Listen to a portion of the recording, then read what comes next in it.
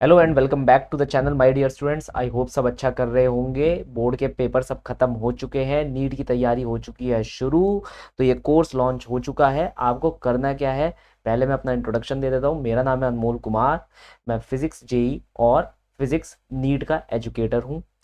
मैंने ये course launch करा है ताकि आप लोगों की फास्ट ट्रैक रिवीजन एक बार के अंदर ही हो जाए। जितने भी इंपॉर्टेंट क्वेश्चन हैं और जितने भी इंपॉर्टेंट टॉपिक्स हैं वो आपके हो जाएं। यहाँ पर बच्चों जो मैंने क्वेश्चन का सिलेक्शन लिया है वो ऐसा है कि वो आपके कई सारे मल्टी कंसेप्ट को एक साथ लगवाएगा, आपकी ओवरऑल रिवीजन करवा देगा। आपको इस लेक्चर को लेना कैसे है, सबसे पहले मैं ये बता देता हूँ। जैसे ही आपको टॉपिक ऊपर दिखे, अगर आपको उसका फॉर्मूला आता हो तो कॉपी पेन लेकर उस फॉर्मूले को लिख लीजिएगा। इससे आपकी प्रैक्टिस हो जाएगी कि वही मुझे वो फॉर्मूला आता है। दूसरा, जैसे ही मैं स्लाइड चेंज करूँ और वहाँ पर क्वेश्चन आंसर स्टार्ट हो जाए तो आप पॉज करके पहले वो क्वेश्चन सॉल्व करने की खुद कोशिश करिएगा एंड देन कमेंट सेक्शन में लिख दीजिएगा कि उसका आंसर क्या था। और ये भी मेंशन कर दीजिएगा कि सर ये क्वेश्चन मैंने अपने आप पहले सॉल्व करा है इंस्टेड कि मैंने उसका सोल्यूशन देखा। इस तरीके से अगर आप पूरे लेक्चर को लेंगे तो उससे आपकी खुद की रिवीजन होती रहेगी। मैं तो करवा ही रहा हूँ। जहां तुम अटको वहां पर मेरी वीडियो चलाओ, जहां पर तुम कर सकते हो उसको बिना देखे करने की पूरी कोशिश करो। That is the agenda. अगर पसंद आए तो लाइक शेयर एंड सब्सक्राइब जरूर कर देना, और मुझे पता है कि पसंद जरूर आएगा क्योंकि मैंने उसी हिसाब से आप लोगों के लिए बनाया है और ये आपके मार्क्स जरूर बूस्ट करवाएगा। तो चलिए लेक्चर को स्टार्ट करते हैं। चलिए हम अपना लेक्चर स्टार्ट करते हैं और पहला टॉपिक हमारे पास क्या है, average velocity and average acceleration. तो अगर हम बात करते हैं एवरेज वेलोसिटी की तो ज़्यादातर बच्चों को पता ही होता है, average velocity is nothing but is total displacement upon में टोटल टाइम। मैं बस फटाफट से यहाँ पर कुछ फॉर्मूले लिख दूंगा।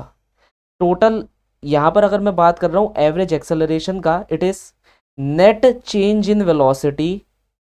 नेट चेंज इन वेलोसिटी मैं यहाँ लिख देता हूँ, average acceleration will be equal to net change in velocity upon में टोटल टाइम टेकन। सिमिलरली अगर मैं यहाँ पर बात कर रहा हूँ हमारे एवरेज स्पीड की, तो एवरेज स्पीड का फॉर्मूला होता है हमारे पास टोटल डिस्टेंस ट्रेवल्ड अपॉन में टोटल टाइम। बस ये तीन फॉर्मूले हमारे लिए काफ़ी हैं। इन्हीं तीन फॉर्मूलों से हम अपने ज़्यादातर क्वेश्चन बना सकते हैं। बात आती है सबसे पहले टाइप के क्वेश्चंस की। यह क्वेश्चन बहुत ही ज़्यादा पूछे जाते हैं जिसके अंदर पार्ट्स में आपको सिचुएशन गिवन होती है। हम यहाँ पर क्वेश्चन आपको पढ़कर बता देते हैं। अ बस is travelling the first 1/3 of the distance at a speed of 10 kilometre per our. तो हमारे पास एक बस है जो कि एक total distance let's say S cover कर रही है। उसका पहला 1/3 हिस्सा 1/3 ऑफ एस डिस्टेंस वो किस स्पीड से कवर कर रही है, वो कर रही है v equal to 10 kilometre per hour की स्पीड से। ये पहला 1/3 डिस्टेंस है। फिर क्या कहा जा रहा है, the next 1/3 distance is being covered with a speed of 20 kilometre per our. Next 1/3 distance उसने चूज करा किस स्पीड से कवर करने के लिए, 20 किलोमीटर पर आवर। तीसरा 1/3 डिस्टेंस, जो बाकी बचा हुआ 1/3 डिस्टेंस है, वो 60 किलोमीटर पर आवर से कवर कर रही है। ठीक है। अब जो बच्चा बहुत ही जल्दी सॉल्व कर सकता है, फटाफट से मेरा जो ये क्वेश्चन है उसका आंसर आप कमेंट सेक्शन में लिखकर दे दीजिए। जो बच्चे मेरे साथ सॉल्व करना चाहते हैं, मेरी पेज पर सॉल्व करना चाहते हैं, वो मेरे साथ सॉल्व कर सकते हैं। तो यहाँ पर तीन चीज़ें हमारे पास आ गई हैं। क्या क्या चीज़ें हमें क्वेश्चन के अंदर गिवन है, हमें वो आइडेंटिफाई करना है ऐसे टाइप के क्वेश्चनों को करने के लिए। यहाँ पर हमारे को देखा जाए तो डिस्टेंस उसने दे रखा है या डिस्प्लेसमेंट दे रखी है, साथ ही साथ वेलोसिटी दे रखी है। क्या नहीं गिवन है, टाइम हमारे को गिवन नहीं है। हमें निकालना क्या है, हमें एवरेज स्पीड निकालना है। एवरेज स्पीड का मतलब क्या हो जाएगा, टोटल डिस्टेंस कवर्ड, जो कि हमने क्या करा, एस कवर करा, अपॉन में टोटल टाइम टेकन। हम ये मानकर चलते हैं पहले ये जो पहला पार्ट है उसमें वो टाइम t1 ले रहा है, दूसरे पार्ट में टाइम t2 ले रहा है और तीसरे पार्ट में वो टाइम t3 ले रहा है। तो यहाँ पर जो टोटल टाइम हो जाएगा वो क्या हो जाएगा, t1 plus t2 plus t3। अब हमें सवाल ये आता है कि हम रिप्लेस किसको करें। एस को रिप्लेस करे या T1 T2 T3 को रिप्लेस करे। क्वेश्चन में हमें क्या गिवन है, क्वेश्चन में देखा जाए तो डिस्टेंस हमें प्रीडोमिनेंटली गिवन है लेकिन टाइम हमें गिवन नहीं है। वेलोसिटियाँ हमारे को गिवन है या कह लो स्पीडें हमारे को गिवन है। तो हमें यहाँ पर क्या करना है, टाइम को इनकी भाषा में लिखना पड़ेगा। जैसे for the first case scenario अगर मैं सिर्फ इस वाले की हिस्से की बात करूँ तो मैं यहाँ पर लिख सकता हूँ कि वेलोसिटी मेरे पास क्या होती है, डिस्प्लेसमेंट पर यूनिट टाइम। हमारा रेक्टिलिनियर मोशन है, एक ही लाइन में हम स्ट्रेट डायरेक्शन में जा रहे हैं। इस केस के अंदर डिस्टेंस और डिस्प्लेसमेंट हमारी सेम रहने वाली है। तो चाहे मैं यहाँ वेलोसिटी बोल लूँ या स्पीड बोल लूँ, इससे कोई फर्क नहीं पड़ने वाला इस वक्त के लिए। तो अगर मैं यहाँ पर मान लो टी की वैल्यू लिखना चाहता हूँ तो मैं लिखूंगा d/v। तो t1 की वैल्यू मेरे पास कितनी आ जाएगी, वहाँ का डिस्टेंस कितना है 1/3s, और वहाँ की वेलोसिटी हमारी कितनी है 10 किलोमीटर पर आवर। क्या यहाँ पर मुझे जो यूनिट्स है उसे चेंज करने की कोई ज़रूरत है? कोई ज़रूरत नहीं है। अगर मैं डिस्टेंस किलोमीटर में लेकर चल रहा हूँ कि मेरे पास s किलोमीटर है तो मैं वेलोसिटी जो होगी मेरी या कह लो स्पीड जो होगी वो किलोमीटर पर आवर में ही लिख सकता हूँ, और जो मेरा टाइम होगा वो आवर्स के अंदर आ जाएगा। तो यहाँ पर अगर मैं चूज़ करूँ तो ये s/में क्या आ जाएगा, पहला 1/3s/10। ऐसी T2 भी हम फ्रीक्वेंटली कैलकुलेट कर सकते हैं। T2 के लिए उसका डिस्टेंस अपॉन में उसका ओवरऑल क्या लेंगे, जो वेलोसिटी थी कितनी थी 20 थी, तो 1/3s/20। ऐसी लास्ट वाला 1/3s/ उसकी कितनी है 60। यहाँ तक लिखकर हमने चीज़ खत्म कर दी। अब देखो अपने आप ही जितने भी अननोन्स हैं वो कैंसिल हो जाएंगे। जैसे ये एस था, भले ही ये प्रीडोमिनेंटली हमारे को गिवन था लेकिन क्या इसकी वैल्यू गिवन थी क्वेश्चन के अंदर? आंसर है नहीं। तो हमने यहाँ पर देखा, लिखा, और जैसे ही हमने लिखा वो अपने आप ही कट गया। क्या क्या वैल्यू गिवन थी, वेलोसिटी इसकी वैल्यू गिवन थी और वो अपने आप ही हमें क्वेश्चन के अंदर दिखने यहाँ पर लग गई है। ये बात क्लियर है? आई होप सो सबको दिख रहा होगा। ये मैं थोड़ा सा पीछे भी लिख दूंगा, आप टेंशन ना लीजिएगा, ठीक है। तो हमारे पास क्या इवैल्यूएशन निकल कर आई थी, 1/3/10 प्लस 1/3/20 प्लस 1/3/60। ये हमारे पास आंसर निकल कर आया था। अब इसे इवेल्युएट कैसे करना है ध्यान से देख लीजिएगा। 1/में देखो 3 10 से मल्टीप्लाई हो जाएगा, 320 से और 360 से। क्लियर है? चाहो तो 1/3 तुम कॉमन भी निकाल सकते हो। मैं जैसे यहाँ 1/3 कॉमन निकाल लेता हूँ और मैं 1/10 भी यहाँ कॉमन निकाल लेता हूँ। तो 1 प्लस 1/2 प्लस क्या आ जाएगा 1/6। मुझे क्या करना है, बस इसका एलसीएम लेना है और आंसर लिख कर देना है। ये क्या हो जाएगी मेरी, ये हो जाएगी मेरी एवरेज स्पीड। कौन कौन स्टूडेंट ऐसा है जो मुझे करेक्ट आंसर बताएगा इन चारों ऑप्शन में से? Is that clear? Comment section के अंदर अपने इसका आंसर मुझे फटाफट से लिख कर दे दीजिए। कैलकुलेशन पार्ट है, जो सबसे पहले करेगा, जो सबसे पहले लिख कर देगा, ऑब्वियसली उसी की रैंक सबसे ज़्यादा जल्दी भी आएगी और सबसे अच्छी रैंक भी आएगी। Is that clear? चलिए अब हम आगे बढ़ते हैं टुवर्ड द नेक्स्ट। हमसे कहा जा रहा है a body is moving with velocity of 30 metre per second toward east. यह क्वेश्चन इसलिए चूज करा गया है क्योंकि इसमें डायरेक्शनल एक्सपेक्ट आ जाता है। भले ही वेक्टर 2D का एक पार्ट है लेकिन थोड़ा बहुत हमें पता है, क्योंकि अब तो हम या तो ड्रॉप कर चुके हैं या हम पूरा कोर्स पढ़ चुके हैं। तो यहाँ पर सबसे पहले मैं आपको डायरेक्शन पार्ट बता देता हूँ। इसे कहते हैं ईस्ट, इसे कहते हैं नॉर्थ, इसे कहते हैं साउथ, और इसे हम क्या कहते हैं, इसे हम कहते हैं वेस्ट। ये चीज़ क्लियर है? अब हम यहाँ पर क्या करने वाले हैं, हमने कहा कि जो बॉडी है वो with a velocity of 30 metre per second east की तरफ जा रही है। तो बॉडी इस तरफ जा रही है, क्या वेलोसिटी है 30 metre per second. Then after 10 second उसने दे रखा है कि जो वेलोसिटी है वो 40 मीटर पर सेकेंड हो जाती है, लेकिन अब उसका डायरेक्शन नॉर्थ की साइड हो जाता है। ठीक है, दिख रहा है? यस। तो अब जो हमारी वेलोसिटी है वो हो जाती है 40 मीटर पर सेकेंड, लेकिन डायरेक्शन जो होता है वो नॉर्थ की साइड हो जाता है। तुम इसे आसान बनाने के लिए एक काम कर सकते हो, जैसे इस डायरेक्शन को तुम प्लस आई कैप दे सकते हो और ऊपर के डायरेक्शन को तुम प्लस जे कैप दे सकते हो। ये बात क्लियर है? हमारे लिए थोड़ी सी आसान हो जाता है। इसने कहा कि एवरेज एक्सेलरेशन क्या होगा, एवरेज एक्सेलरेशन मैंने क्या बताया, change in velocity per unit time. अब मेन बात है कि भाई एवरेज एक्सेलरेशन भी तो एक वेक्टर क्वांटिटी है, तो फाइनल वेलोसिटी हमारी कहाँ पर गई, जे डायरेक्शन में गई 40 जे कैप, और इनिशियल वेलोसिटी हमारे पास किस डायरेक्शन में है 30 आई कैप इन दी आई कैप डायरेक्शन। देखो ये चेंज इन वेलोसिटी का मतलब क्या होता है, फाइनल माइनस इनिशियल वेक्टर लगाऊंगा अपॉन में total time taken, total time. Total time क्या हमारे को यहाँ पर गिवन है, हाँ 10 सेकंड का टाइम गिवन है कि इतने टाइम बाद ये वेलोसिटी चेंज मार जाती है। तो फाइनल वेलोसिटी हो गई 40 जे कैप माइनस इनिशियल वेलोसिटी हो गई हमारी 30 आई कैप। ये आई कैप जे कैप सिर्फ हमने अपनी सहूलियत के लिए लिखे हैं ताकि मुझे ईस्ट वेस्ट नॉर्थ साउथ बार बार ना लिखना पड़े। अपॉन में टोटल टाइम 10।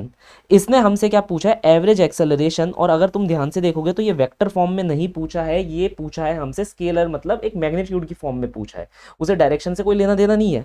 तो यहाँ पर अगर हम देखें 10 को मैं यहाँ पर 0 0 से काट दूंगा तो मेरे पास आंसर आ रहा है 4 J cap minus 3 I cap. That is ये जो आंसर है ये कैसा आंसर है, ये मेरे पास वेक्टर का आंसर है। मुझे कैसा आंसर चाहिए, मुझे चाहिए स्केल मतलब उसका मैग्नीट्यूड। अगर मुझे किसी भी वेक्टर का मैग्नीट्यूड निकालना होता है, मेरे पास A I cap plus B J cap का वेक्टर है, मुझे अगर इसका मैग्नीट्यूड निकालना है तो मैं मॉडुलस लगा देता हूँ। और जैसे ही मैं मॉडुलस लगा दूंगा तो जो उसके इंडिविजुअल कंपोनेंट्स हैं उनको स्क्वायर करके लिख दूंगा। तो ए स्क्वायर प्लस क्या हो जाएगा, बी स्क्वायर। हमें पता है हमारा ए की वैल्यू यहाँ पर कितनी है, अगर मैं इसे कंपेयर करता हूँ, this is a I cap plus B J cap. तो हमारे पास ए की वैल्यू -3 है और बी की वैल्यू कितनी है, 4 है। क्लियर। तो यहीं पर मैं मॉडुलस निकाल देता हूं आप लोगों के लिए। मॉडुलस हमारे पास कितना निकल कर आएगा, 4 का होल स्क्वायर एंड -3 का होल स्क्वायर। तो -3 का होल स्क्वायर प्लस 4 का होल स्क्वायर। तो अगर हम इसे फर्दर सॉल्व करते हैं तो ये कितना हो जाएगा, √9 प्लस 16 दैट इज √25। और 25 का अंडर रूट क्या होता है, 5। तो हमारे पास आंसर क्या निकल कर आ जाएगा, ऑप्शन नंबर सी हमारा कंप्लीट आंसर हो जाएगा 5 मीटर पर सेकेंड स्क्वायर। देखो इस लेक्चर को करने का फायदा कैसे मिलेगा, अच्छी बात ये होगी कि जैसे ही क्वेश्चन देखो उसे सॉल्व करना शुरू कर दो अगर तुम्हें आता है तो। अगर कोई फॉर्मूला ऊपर मैंने लिख दिया कि भाई मैं इस फॉर्मूले के बारे में बताने वाला हूं, तो अपनी कॉपी के अंदर उस फॉर्मूले को फटाफट से लिखना शुरू कर दो। ये बात क्लियर। चलो आगे बढ़े। नेक्स्ट हमारे पास आता है इंस्टेंटेनियस वेलोसिटी, इंस्टेंटेनियस एक्सेलरेशन, ये सारी चीज़ें। इंस्टेंटेनियस वेलोसिटी क्या होती है, सबसे पहली बात है हमारे को क्या दिया होगा, हमारे को displacement as a function of time दिया होगा।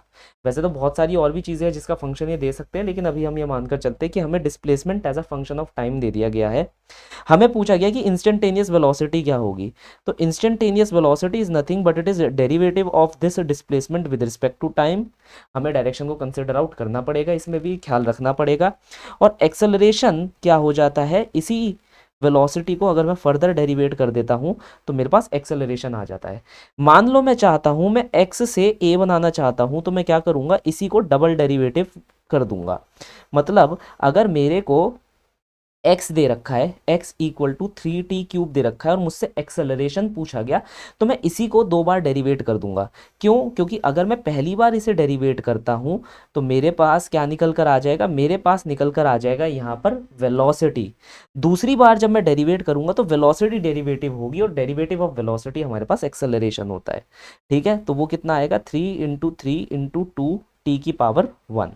मैं कुछ बच्चों को यहाँ पर ये बता दूं कि ये हमने एक्सेलरेशन निकाला है, साथ ही साथ छोटी सी बेसिक हम एक जानकारी हासिल कर लेते हैं किसकी, डिफरेंशिएशन की, जिसकी आपको ज़रूरत पड़ सकती है। देखो dy/dx, ये कह लो t के हिसाब से तुम करोगे तो dy/dt ऑफ t⁻n, और यहाँ पर मैंने a मल्टीप्लाई कर दिया, a कांस्टेंट है और n हमारा t की पावर है।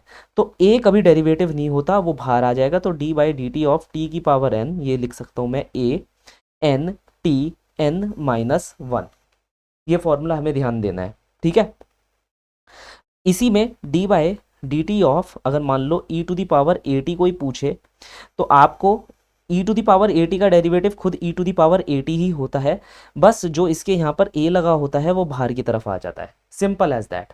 क्लियर। अब इससे भी ज़्यादा अगर कोई पूछे, जैसे dy/dt ऑफ, मान लो तुमसे पूछे sin at, ये पूछ लिया, तो आपको क्या करना है, यहाँ पर लिख देना है साइन का डेरिवेटिव क्या हो जाता है, कॉस। तो कॉस at, और ये जो अंदर है आर्ग्यूमेंट, मतलब ये जो कांस्टेंट a है जो अंदर है आर्ग्यूमेंट के पास है, इनपुट के पास है, उसे बाहर आपको लिख देना है। सिमिलरली अगर कोई कहे dy/dt ऑफ कॉस at, तो इसका आंसर होता है माइनस साइन at, और फिर से अगेन a जो होता है वो हमारा क्या आ जाएगा, बाहर आ जाएगा। दिख रहा है ना, यस। कुछ चीज़ें होती हैं बस यही पूछी जाती हैं, वैसे तो इतना भी नहीं आपसे पूछा जाएगा, ये मैं आपको बता रहा हूँ, इतना कभी नहीं पूछा जाएगा, अगर पूछा जाएगा तो देखा जाएगा। D by D T of log को देखें हम, log to the base x, sorry log to the argument x, तो हम ये लिख सकते हैं 1/x itself. Is that clear? ये थोड़े बहुत हैं जिन्हें हमें याद रखना है। अब इसी के अंतर्गत हमारे को कुछ और चीज़ें याद रखनी होती है, जैसे प्रोडक्ट रूल, जो कि सबसे ज़्यादा इंपॉर्टेंट है। प्रोडक्ट रूल हमारे को क्या कहता है, मान लो तुम डी बाई डी टी कर रहे हो u इंटू वी का, तो सबसे पहले तुम इसे फंक्शंस में बांट लेना, ये मेरा पहला फंक्शन है, ये मेरा दूसरा फंक्शन है। बारी बारी, अब की बारी, सबकी बारी, ये बात ध्यान रखना, बारी बारी, अब की बारी, मेरी बारी, फिर तुम्हारी बारी, सबकी बारी आएगी। तो पहले हमारा फर्स्ट फंक्शन डेरिवेट होगा, मतलब u डेरिवेट होगा, v एज इट इज रहेगा, उसे डेरिवेट मत करना, क्लियर। फिर तुम्हारा सेकंड फंक्शन डेरिवेट होगा और first function as it is रह जाएगा, उसे डेरिवेट मत करना। जैसे मैं यहाँ पर एक एग्जांपल लिखकर बता देता हूँ, x का होल स्क्वायर मल्टीप्लाई, या x ना लो t ले लो, ठीक है, क्योंकि हम बाद में t के रिस्पेक्ट में ही सब कुछ करने वाले हैं। t का whole square multiply sine t, इसे डेरिवेट करते हैं। इनमें से किसी को भी आप फर्स्ट और किसी को भी आप सेकंड फंक्शन मान सकते हो। तो जैसे मैंने ये वाले को फर्स्ट ले लिया, ये वाले को सेकंड, तो टी स्क्वायर का डेरिवेटिव क्या होता है मुझे पता है, टी की पावर n टी स्क्वायर का डेरिवेटिव निकाल सकता है। मैंने अभी अभी टी की पावर n का डेरिवेटिव आपको लिख कर दिया है a n t n minus 1, जहाँ पर हम यहाँ देख पा रहे हैं कि टी स्क्वायर के साथ कोई नहीं है, तो a की वैल्यू यहाँ पर 1 होगी। a की वैल्यू कितनी होगी? 1 होगी। तो टी स्क्वायर का डेरिवेटिव कितना हो जाएगा? 2t। साइन टी को आप छेड़ेंगे नहीं, वो एज इट इज रहेगा, तो साइन टी प्लस, अब आपको टी स्क्वायर को नहीं छेड़ना है और साइन टी को डेरिवेट करना है। साइन का क्या था? कॉस था, तो ये हमारे पास निकल कर आ गया। Is that clear? तो ये टोटल टर्म निकल कर आई, ये ऐसे प्लस में होगी, 2t sine t t square cos t. अब एक और चीज़ मैं आपको सिखा देता हूँ ताकि आपको याद रहे, इसे हम कहते हैं चेन रूल। क्या कहते हैं? Chain rule. चेन रूल हमसे क्या कहता है, मान लो D by D T of T plus A whole square, मान लो मैं इसे डेरिवेट कर रहा हूँ, या टी प्लस, ऐसे ले लेता हूँ, टी की power n T plus A की पावर मान लो m, ऐसे ले लेता हूँ। इससे तुम्हें ज़्यादा अच्छे से याद रहेगा, थोड़ा सा हार्ड हो जाएगा क्वेश्चन, लेकिन तुम्हें याद रहेगा।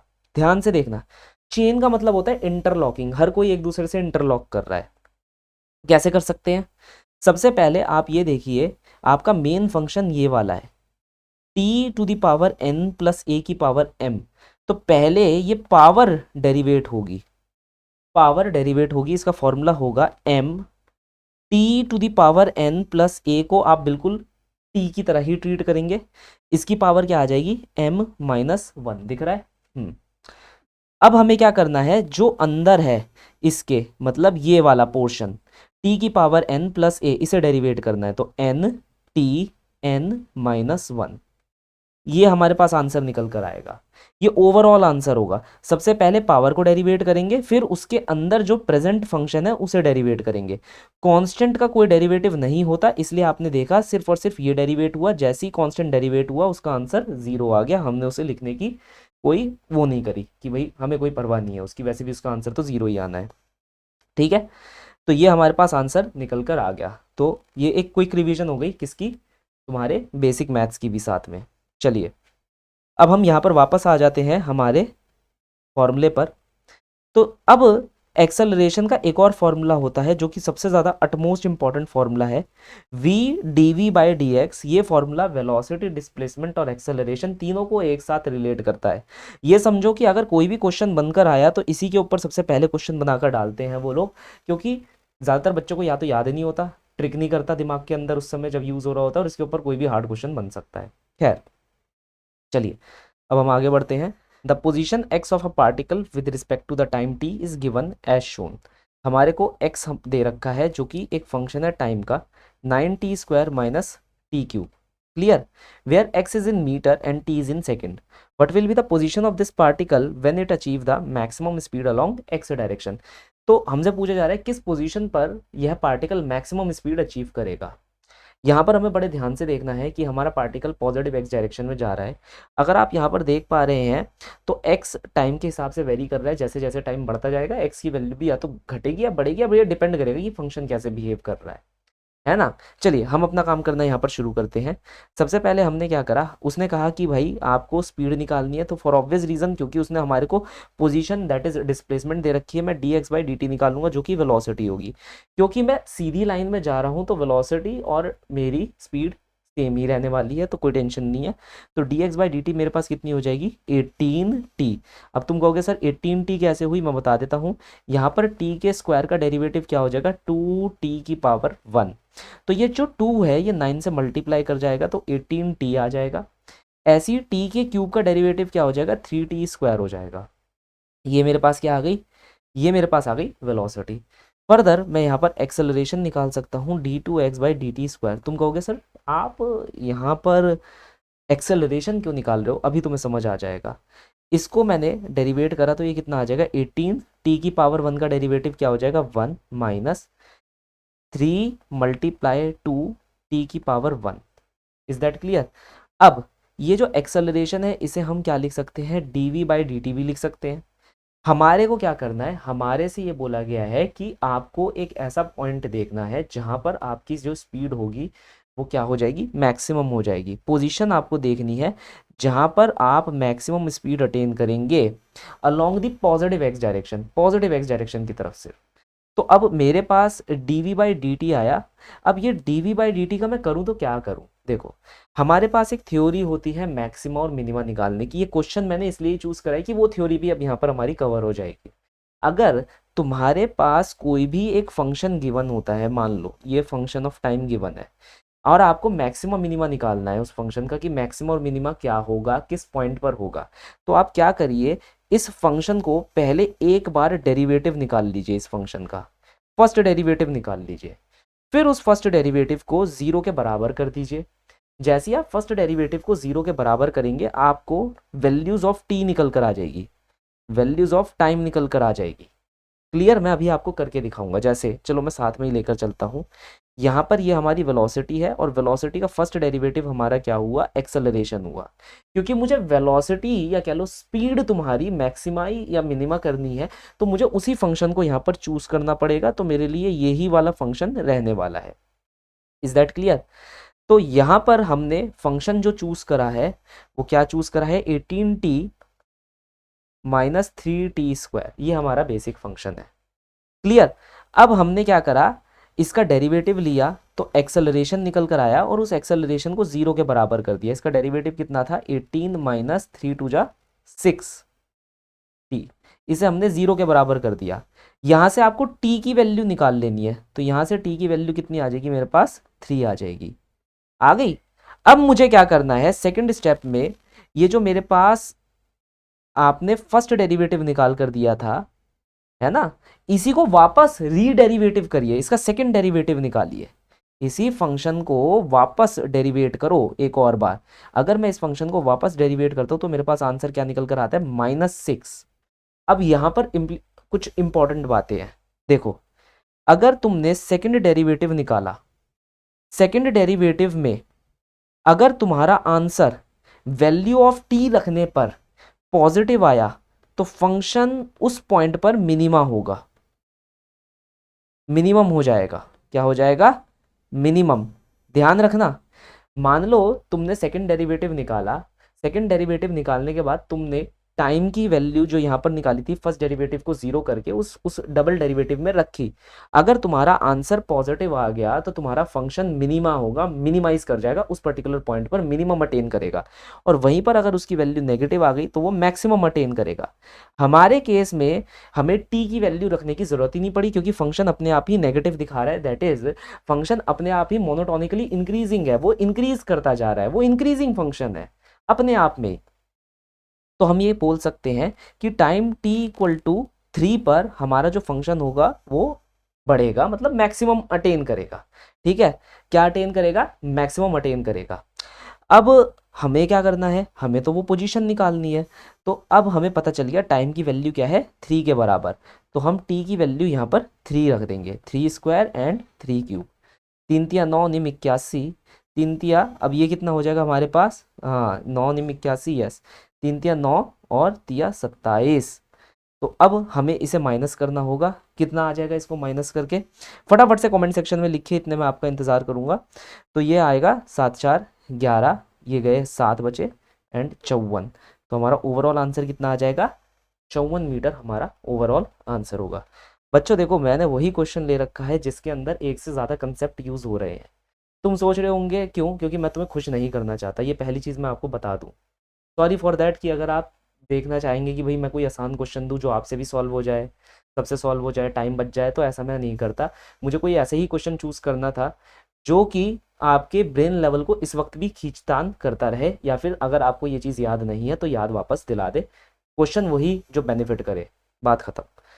चलिए नेक्स्ट चीज़ पर हम आ जाते हैं। एक और क्वेश्चन मैंने यहाँ पर दे रखा है, a particle moves a distance of x in time t according to the following, we have to find the proportionality of acceleration with the velocity और with the distance as follow. देखिए ये पूछ रहा है कि जो एक्सेलरेशन है वो वेलोसिटी या डिस्टेंस के साथ कैसे वेरी कर रहा है, बस ये बता दीजिए आप। हमें दे रखा है x equal to t plus 5 की पावर -1।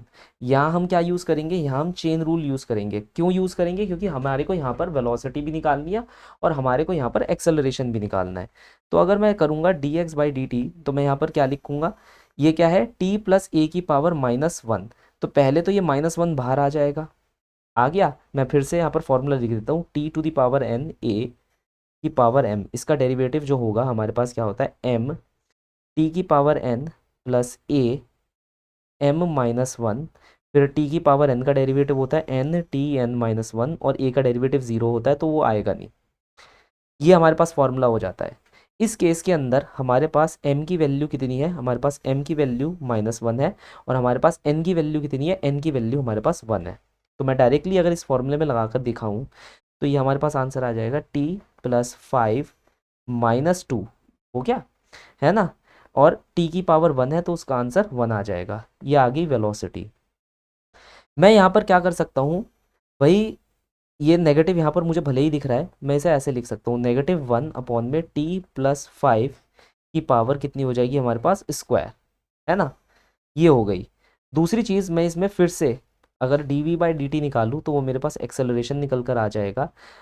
देखो अब इसी का डेरिवेटिव निकालना है, -1 तो डेरिवेटिव होगा नहीं, दिख रहा है, यस, -1 तो डेरिवेटिव होगा नहीं, -2 बाहर आ जाएगा, t प्लस 5 की पावर -3, ये हमारे पास आंसर निकल कर आ रहा है। -1 -2 t की power 5 and then there will be a -3। तो this is the value of acceleration which we are getting over here. अब हमें क्या करना है, हमें यहाँ पर प्रोपोर्शनैलिटी देखनी है, पहले एक्सेलरेशन और डिस्टेंस की, या कह लो डिस्प्लेसमेंट की, और साथ ही साथ वेलोसिटी और एक्सेलरेशन की। तो मैं एक काम करूँगा, क्यों ना इन दोनों को डिवाइड करके देख लूँ। जैसे अगर आप देख पा रहे हो, मैं एक काम कर सकता हूँ, मैं ये लिख सकता हूँ एक्सेलरेशन की वैल्यू किसके बराबर आ रही है, 2/t+5 की पावर होल क्यूब के, इसके बराबर आ रही है ना। अब मैं क्या करूँगा, मैं लिख सकता हूँ एक्सेलरेशन जो है, या छोड़ो सारी बातें, मैं दोनों तरफ पावर ऑफ 1/3 से मल्टीप्लाई कर दूंगा, मतलब दोनों की पावर 1/3 चढ़ा दूंगा। इससे मेरे पास क्या फ़ायदा हो जाएगा, मेरे पास 1/t+5 की वैल्यू निकल कर आ रही है, a की पावर 1/3 और 2 की पावर 1/3। तो मुझे ये पता चल गया, अगर मैं इस पहली इक्वेशन को देखूं, मेरी डिस्प्लेसमेंट की इक्वेशन को देखूं, डिस्प्लेसमेंट की इक्वेशन क्या कह रही है, x इक्वल टू 1/t+5, और मुझे ये पता है एक्सेलरेशन की इक्वेशन से, ये वाली जो एक्सेलरेशन की इक्वेशन थी जो मैंने अभी अभी निकाली है, 1/t+5 की जो वैल्यू आ रही है वो आ रही है a⁻1/3 अपॉन में 2 की पावर 1/3। ये मेरी पहली इक्वेशन, ये मेरी तीसरी इक्वेशन, इन दोनों को मैं इक्वेट कर सकता हूँ।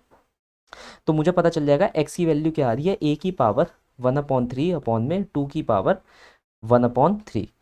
क्या यहाँ पर ऐसे एक्सेलरेशन और x का कोई रिलेशन दे रखा है कि x इक्वल टू a की पावर 1/3, या फिर a is directly proportional to x³? कहीं यहाँ पर गिवन है, देखो नहीं गिवन है। यहाँ पर भी डिस्टेंस की पावर -2 दे रखी है, ये गलत हो जाएगा हमारे पास, ये भी गलत हो जाएगा। तो इसके बाद हमारे पास बारी किसकी आ रही है, बारी आ रही है वेलोसिटी और एक्सेलरेशन को रिलेट करने की। At the very end of the day हमने कम से कम t की 1/t+5 की वैल्यू तो निकाल ली। अब हम यहाँ पर क्या करेंगे, हमें पता है वेलोसिटी की वैल्यू 1/t+5 के होल स्क्वायर पर डिपेंड करती है, तो हम यहाँ क्या लिखेंगे, -1 एंड भाई a⁻⁴ अपॉन में कितना लिया था मैंने, 2⁻⁴ यही मैं लिख सकता हूँ। और इसकी पावर क्या चढ़ जाएगी, स्क्वायर चढ़ जाएगी, क्योंकि 1/t+5 की वैल्यू a⁻⁴ 2⁻⁴ के बराबर आ रही है। तो बस यहाँ पर क्या है, उसका स्क्वायर हो रहा है, आप देख पा रहे हैं 1/t+5 का क्या हो रहा है, स्क्वायर। तो मुझे ये जो वैल्यू आई इसका स्क्वायर कर देना है, ये मेरे पास बनकर आ जाएगा। अब अगर मैं यहाँ पर ध्यान से देखूँ तो वेलोसिटी जो है, वेलोसिटी मैं वाइट कलर से लिखता हूँ, वेलोसिटी जो है वो किसके डायरेक्टली प्रोपोर्शनल आ रही है, a⁻2/3 के डायरेक्टली प्रोपोर्शनल आ रही है, ये आप देख पा रहे हैं। Is that clear. तो हमें यहाँ पर देखते हुए आंसर निकालना है कि कैसे होगा। अब देखो वेलोसिटी की प्रोपोर्शनैलिटी a⁻2/3 के, तो a की प्रोपोर्शनैलिटी वेलोसिटी की पावर 3/2 के होगी। Is that clear. तो हमारा ऑप्शन नंबर 1 क्या आ जाएगा, करेक्ट ऑप्शन आ जाएगा। Is this clear. तो यहाँ पर बस हमें एक ही काम करना था, 1/t+5 की वैल्यू निकालनी थी, वेलोसिटी, एक्सेलरेशन, डिस्प्लेसमेंट निकालने के बाद उसमें से 1/t+5 को एलिमिनेट करते जाना था, तीनों के बीच में एक एक रिलेशन निकालते हुए जाना था। प्लीज़ ये कर लेना, मुझसे मत कहना बाद में कि भाई ऐसा कोई क्वेश्चन मुझे देखने को मिल गया इस बार के नीट के अंदर। फंसोगे इसके अंदर और 100% फंसोगे। ये एक लूप होल क्वेश्चन होता है जिसके अंदर अगर तुम्हें एक सेट वैल्यूज़ का पता ना हो कि हमें इस क्वेश्चन को ऐसे ही प्रोसीड करना है, तो तुम कभी नहीं निकाल पाओगे। या तो तुम्हारे पास मेरे जितना एक्सपीरियंस हो तो चलो ठीक है कि भाई 100 क्वेश्चन मैंने ऐसे कर रखे हैं, 10 क्लास में करवा रखे हैं, तो हमें तो रट ही जाते हैं, बात ही खत्म। आप लोग कैसे करोगे जो फर्स्ट टाइम अभी करने वाले हो एग्जाम के अंदर। Is that clear. सबके क्वेश्चनों के अलग अलग लेवल होते हैं, अगर हमारी भी क्वेश्चन हार्ड लेवल पर आ गया तो हमें भी परेशानी हो सकती है, तो ऐसी आप लोगों को भी परेशानी हो सकती है। Is that clear. तो चलिए अब हम आगे बढ़ते हैं, यूनिफॉर्मली एक्सेलरेटेड मोशन की हम बात करेंगे। यूनिफॉर्मली एक्सेलरेटेड मोशन में हमारे पास क्या होता है, 3 इक्वेशन होती है, s is equal to U T plus half A T square, ये हमारे पास पहली इक्वेशन हो गई, v equal to you plus A t दूसरी इक्वेशन, और v square u square 2as ये तीसरी इक्वेशन होती है। 3 काइनेमैटिक्स की हमारे पास इक्वेशन होती है जिसके अंदर एक्सेलरेशन हमारा कांस्टेंट होता है, तभी हम कहते हैं यूनिफॉर्मली एक्सेलरेटेड मोशन। यहाँ पर आपको ध्यान रखने वाली ये बात है कि एक एस nth इक्वेशन होती है u प्लस a/2 2n-1, ये कोई चौथी इक्वेशन नहीं होती। कभी तुम लोग सोचो कि भैया ये तो कोई नई इक्वेशन लिखवा दी है सर ने, ये कोई चौथी इक्वेशन नहीं होती है।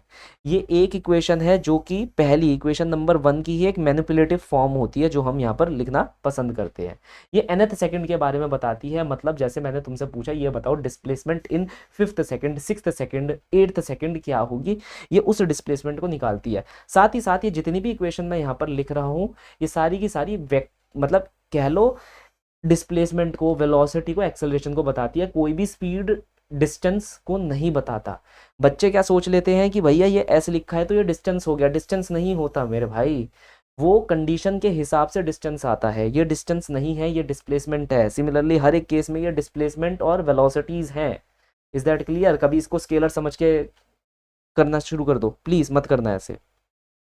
पहला ही क्वेश्चन मैंने nth सेकंड का लिया है क्योंकि ये बहुत ही ज़्यादा इंपॉर्टेंट है। कह रहा है there is a small block which slide down on a smooth incline plane. हमारे पास एक स्मूथ इंक्लाइन प्लेन है और एक छोटा सा ब्लॉक है जो यहाँ पर से शुरुआत करता है टाइम t इक्वल टू 0 से। Let s n be the distance travelled by the block in the interval n-1 to n। तो एस एन एक डिस्टेंस है जो कि वो ब्लॉक ट्रेवल करता है from time of n-1 to n। अगर हम 10 सेकंड मान ले, अगर हम मान लो n की वैल्यू 10 सेकंड मान ले, तो 90 सेकंड से लेकर 10वें सेकंड तक जो वो डिस्टेंस ट्रेवल कर रहा है ये उसकी बात कर रहा है। Is that clear. अगर टोटल टाइम वो n सेकंड्स ले रहा है तो n सेकंड से जस्ट 1 सेकंड पहले यहाँ से वो स्टार्ट करेगा, यहाँ पर वो स्टॉप कर रहा है, इन दोनों के बीच में जो डिस्टेंस वो ट्रेवल करेगा ये उसके बारे में हमसे पूछ रहा है। क्लियर, ठीक है। तो एस एन की वैल्यू उसने हमारे को बता दी। दूसरी बात क्या बताई उसने, उसने ये बोला s n be the distance travelled by the block in the interval s(n-1 to n, then you have to find the value of s n upon में s n+1। देखो इस क्वेश्चन का एक्चुअल लेवल पे किसी चीज से लेना देना नहीं है अगर तुम ज्यादा दिमाग लगा रहे हो। उसने बोला भाई तू एस एन अपॉन में एस एन प्लस वन की वैल्यू निकाल दे। यार अभी अभी हमने फॉर्मूला एस एन का पढ़ लिया, यहाँ पर कितना होता है u plus A by two two N minus one. तो अगर मान लो मैं एस एन की वैल्यू लिखूंगा, ये फॉर्मूला क्या बोलता है, ये फॉर्मूला यही तो बोलता है nth सेकंड में क्या डिस्टेंस आप ट्रेवल कर रहे हो। मतलब अगर आपने मान लो टोटल टाइम n सेकंड लिया, तो n माइनस वन से लेकर n सेकंड तक आप कितना डिस्टेंस ट्रेवल करोगे, ये यही तो पूछता है। तो एस एन की वैल्यू हमारे पास क्या हो जाएगी, हमारे पास हो जाएगी u plus A by two two N minus one. बात खत्म यहाँ पर। अब इसके अंदर चीज़ें लगा देंगे हम रेस्ट से स्टार्ट कर रहे हैं तो ऑब्वियसली u की वैल्यू हमारी जीरो हो जाएगी। एक्सेलरेशन हमारा कांस्टेंट रहने वाला है, ये हमारा ब्लॉक है, तो ब्लॉक को चलाने के लिए यहाँ पर जी साइन थीटा एक्सेलरेशन लग रहा होगा, वो ब्लॉक को नीचे खींचकर लाएगा। जिसे नहीं पता ये जी साइन थीटा कैसे आया, मैं ये बता देता हूँ, ये बहुत ही अटमोस्ट इंपॉर्टेंट चीज़ है। ध्यान रखना ये जो ब्लॉक होता है ये दो भागों में, इसकी ग्रेविटी का जो कंपोनेंट है वो बढ़ जाता है, जी का कंपोनेंट दो भागों में बढ़ जाता है, या हम बांट देते हैं along the perpendicular to the plane and along the parallel to the plane. ये हम क्यों करते हैं, ये हम इसलिए करते हैं ताकि हमारा जो सम है वो आसान हो जाए। मान लो अगर तुम्हारे को कभी भी इस सम के अंदर लेंथ ऑफ द प्लेन दे दी जाएगी, है ना, तो तुम्हारे पास एक्सेलरेशन है, इनिशियल वेलोसिटी है, लेंथ है, तो टाइम तुम आराम से निकाल लोगे कि तुमने कितने टाइम में ट्रैवल करा, या फाइनल वेलोसिटी तुम आराम से निकाल लोगे क्योंकि तुम्हारे को ज़्यादातर वेरिएबल्स तो गिवन है ही है। ये बात क्लियर है। तो याद रखना हम इसे ऐसे बांट लेते हैं, मैं यहाँ लिख कर ही छोड़ देता हूँ इसे। तो एस एन की वैल्यू हमारे पास कितनी आ जाएगी, एस एन की वैल्यू आ जाएगी जी साइन थीटा अपॉन में two two N minus one, ये एस एन की वैल्यू आ गई। अब एस एन प्लस वन की वैल्यू निकालनी है। यार एस एन प्लस वन में भी तो यही फॉर्मूला लिखोगे अब, है ना, यही लिखोगे। अब यहाँ n था तो हमने यहाँ पर n लगा दिया, यहाँ n प्लस वन है तो यहाँ मुझे क्या लगाना पड़ेगा, n प्लस वन लगाना पड़ेगा। दिख रहा है ना, क्या लगाना पड़ेगा, n प्लस वन। यही यही तो मजेदार बात थी इसके अंदर। ये n जो तुम यहाँ देख रहे हो ये एक वेरिएबल होता है, ये कोई भी वैल्यू पिक कर सकता है, जो वैल्यू तुम यहाँ पर लगाओगे। अगर तुमने कहा ये 10वां सेकंड है तो ये 11वां सेकंड हो जाएगा, तुम्हें इस n की जगह यहाँ लगाना पड़ेगा, है ना। तो यहाँ एस एन प्लस वन की वैल्यू मेरे पास कितनी बनकर आ जाएगी, मेरे पास एस एन प्लस वन की वैल्यू आ जाएगी ज़ीरो, यू की वैल्यू ज़ीरो है, ए अपॉन में two, two times of n plus one minus one, तो ये कितना हो गया, a by two two N plus two minus one, A by two two N plus one, ये आ गया। अब इन दोनों को डिवाइड कर दो, भाई ये हमारे पास कितना आ रहा है, a by two two N minus one, और नीचे वाले कितना आ रहा है, a by two two N plus one. a by two से a by two cancel out हो जाएगा, तो two N minus one upon में two N plus one will be the correct solution for the following problem. ये बात clear, सबसे आसान question. चलिए नेक्स्ट पर आ जाते हैं हम। ये एक अल्टीमेट अटमोस्ट इंपॉर्टेंट क्वेश्चन है, इसके करने के मेरे पास दो तरीके हैं, बिल्कुल है सर, ऐसा नहीं है कि नहीं हो। ये यू टर्न प्रॉब्लम वगैरह सबको लेकर चल रहा है, इसलिए मैं यहाँ पर ये लेकर आया हूँ, इसके ऊपर हम मैक्सिमम टाइम अपना खर्च करेंगे। और साथ ही साथ ये एक ऐसा क्वेश्चन है जो 11th और 12th दोनों में लेकर आ रहा है, मतलब इलेक्ट्रोस्टैट्स प्लस काइनेमैटिक्स दोनों को साथ मिलाया ये क्वेश्चन बन गया। A toy car with a charge Q which moves on a frictionless horizontal plane. तो ये एक फ्रिक्शनलेस हॉरिजॉन्टल प्लेन है और आपके पास एक टॉय कार है ना, इसके ऊपर जो चार्ज दे रखा है क्यू दे रखा है, horizontal plane surface under the influence of uniform electric field. तो हमने पीछे से एक यूनिफॉर्म इलेक्ट्रिक फील्ड लगा रखी है जिस वजह से ये आगे मूव कर रहा होगा। तो हम जानते हैं कि भाई फोर्स जो इसके ऊपर लग रही होगी कितनी लग रही होगी, क्यूई फोर्स इसके ऊपर लग रही होगी। इस क्यूई फोर्स की वजह से हम ये कह सकते हैं फोर्स का वैल्यू क्या होता है, mass into acceleration that will be equal to Q into E, है ना। तो एक्सेलरेशन की वैल्यू क्या आ जाएगी, क्यू ई अपॉन में एम। इस फोर्स की वजह से यहाँ इसे एक्सेलरेशन मिलेगा, एक्सेलरेशन से ये आगे मूव कर रहा होगा, इतना हमें पता चल गया। तो ये हमारा पहला केस है पहली लाइन से। Due to the force Q E its velocity increases from 0 to 6 metre per second. इस फोर्स की वजह से इसकी वेलोसिटी 0 से स्टार्ट हुई और कितनी अटेन कर लेगी, 6 metre per second in just 1 second of duration of time. एक सेकेंड के अंदर ये यह काम कर लेगा।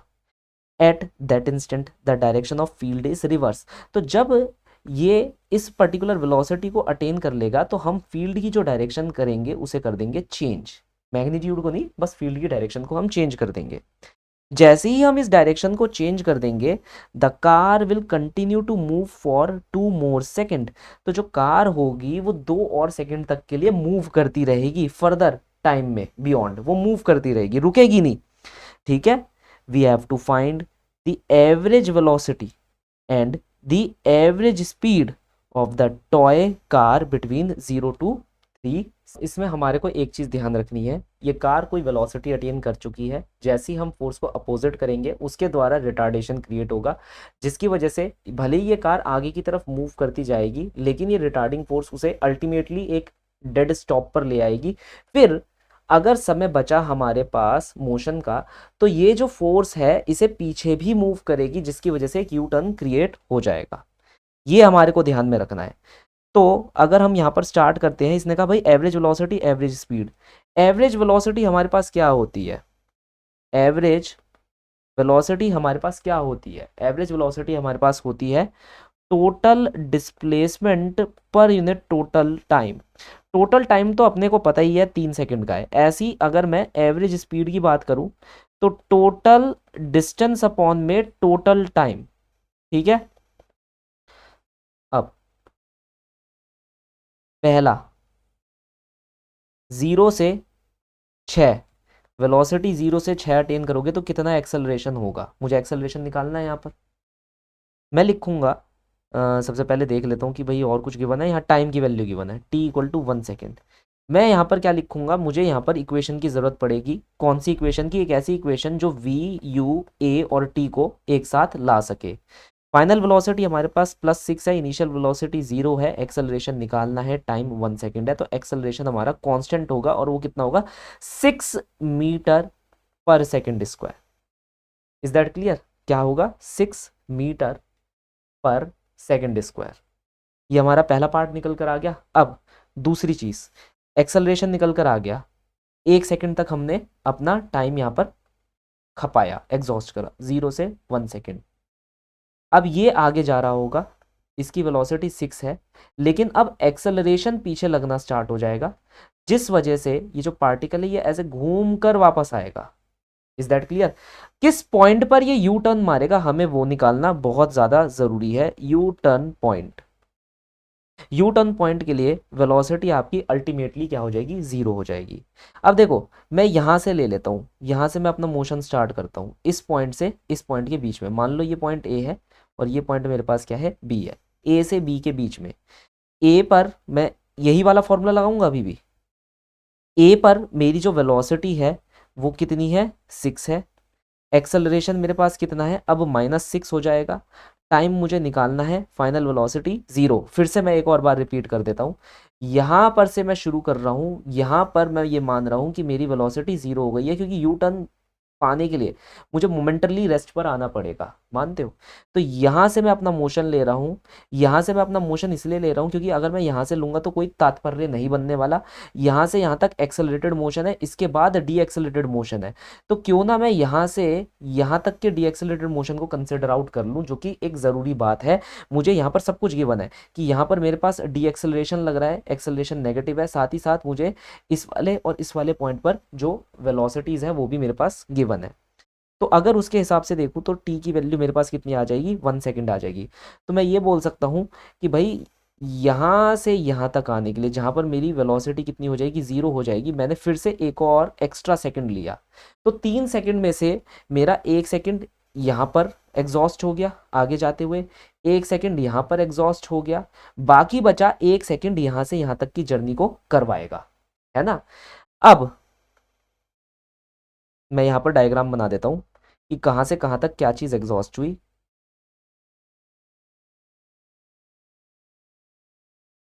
1 सेकंड एक्सेलरेटेड मोशन में एग्जॉस्ट हुआ, further 1 second D accelerated motion में एग्जॉस्ट हुआ, ताकि मैं v = 0 अटेन कर सकूं। और फाइनल, अब इस केस के अंदर मान लो ये मेरा a था, ये मेरा b था, ये c, b से c जाने की मैं कोशिश कर रहा हूँ, तो मैं लगाऊंगा v = u + at, ये फॉर्मूला लगा दूंगा मैं। तो v की वैल्यू मैं क्या लिखूंगा, फाइनल वेलोसिटी, जब हम यहाँ पर आ जाएंगे, वैसे मुझे ज़रूरत नहीं है इसकी, पता है क्यों ज़रूरत नहीं है, मुझे तो अगर देखा जाए वेलोसिटी की क्या ज़रूरत, मुझे तो यहाँ पर सब स्पीड, वो सॉरी स्पीड और वेलोसिटी निकालनी है, तो मुझे तो यहाँ डिस्टेंस निकालना है ना। तो क्यों ना यहाँ से यहाँ तक का मैं डिस्टेंस निकाल लूँ, ये मेरे लिए ज़्यादा इंपॉर्टेंट हो जाएगा।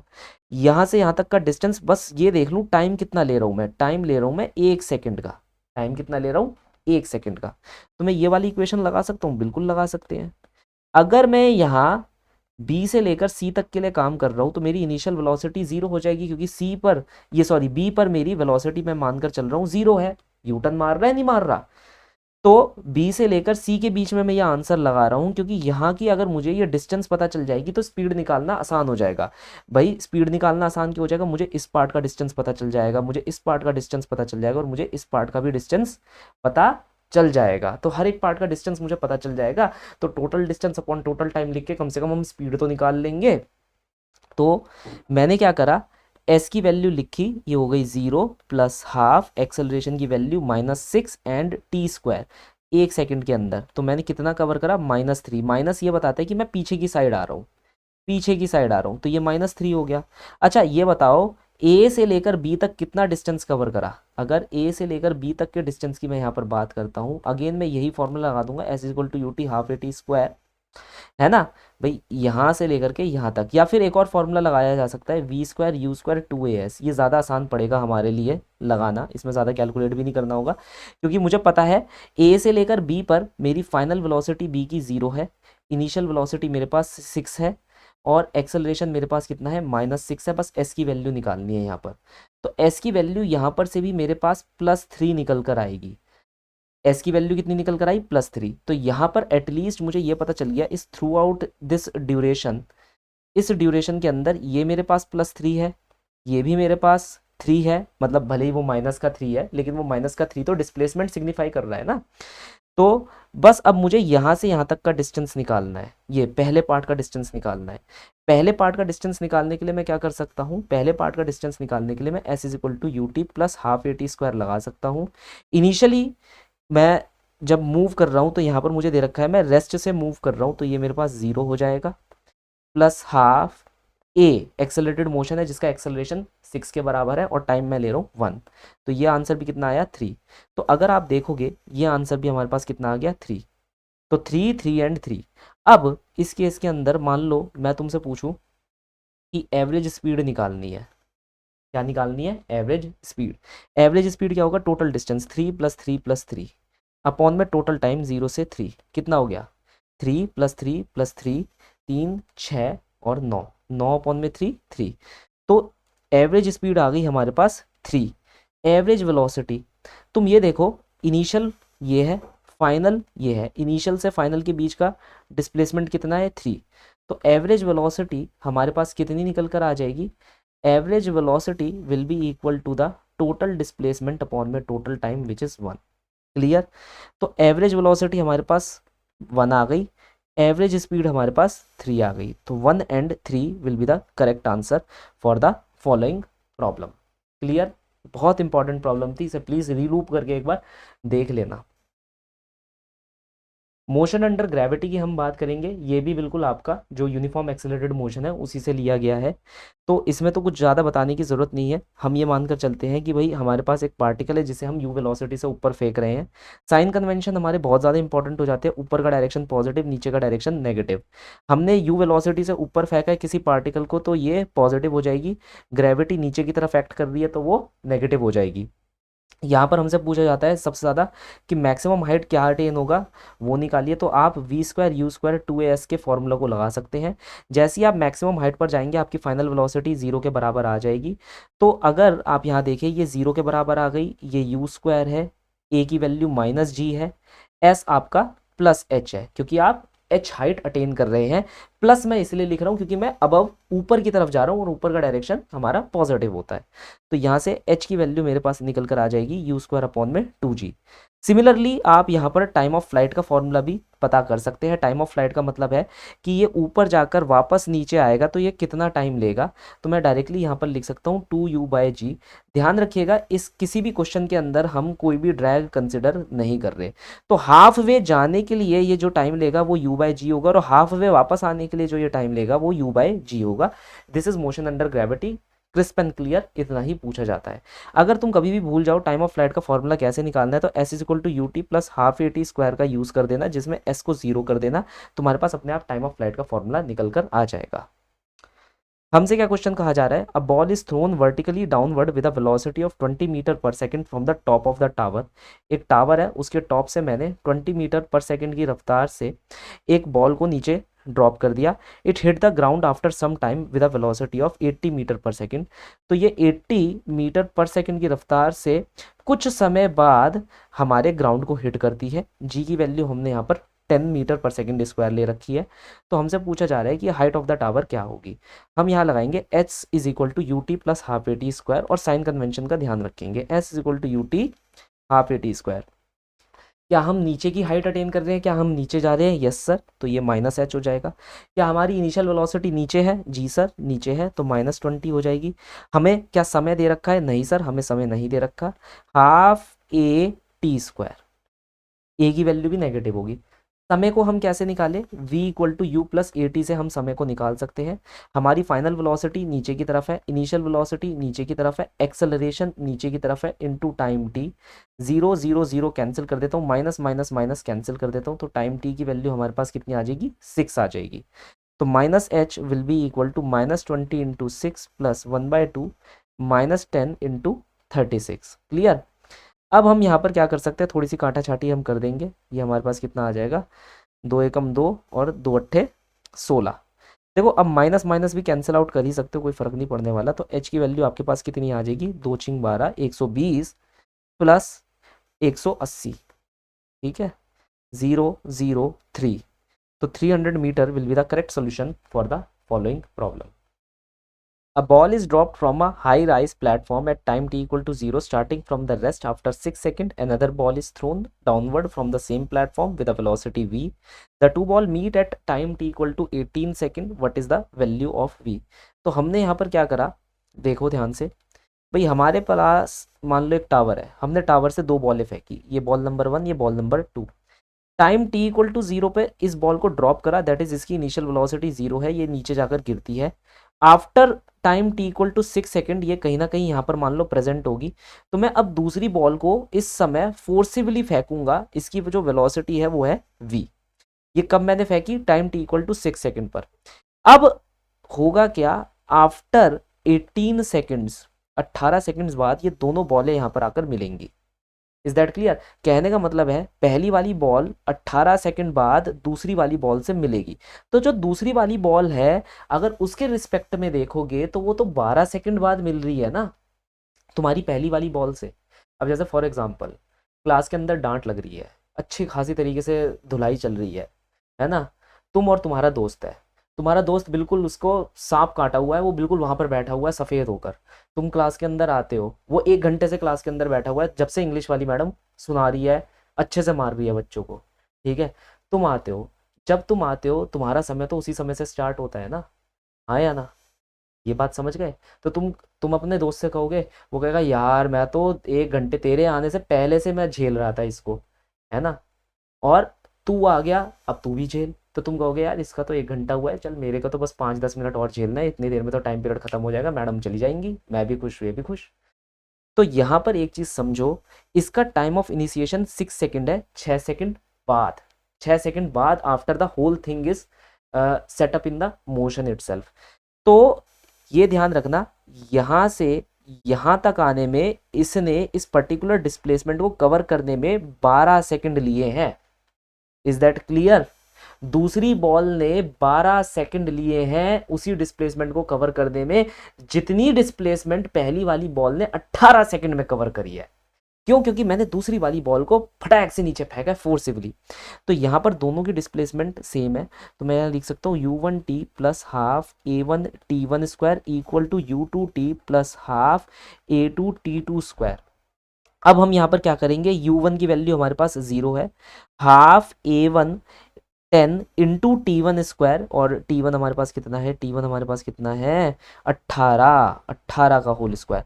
अच्छा यहाँ पर ध्यान से देखो, मैंने साइन नहीं लगाया, साइन लगा देता हूँ मैं नेगेटिव। साइन क्या लगाऊंगा, एक्सेलरेशन का मैं नेगेटिव।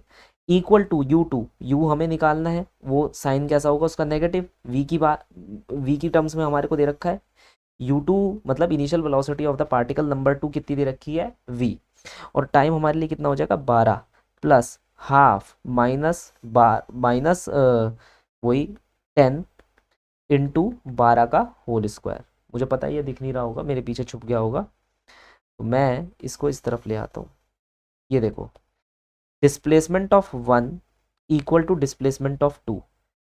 अब यहाँ पर से जब हम v की वैल्यू निकालेंगे तो v इंटू 12 नेगेटिव कितना निकल कर आएगा, हाफ इंटू ये वाला मैं लिख रहा हूँ 10 इंटू 18 का होल स्क्वायर, और जब ये इस तरफ जाएगा तो प्लस हो जाएगा।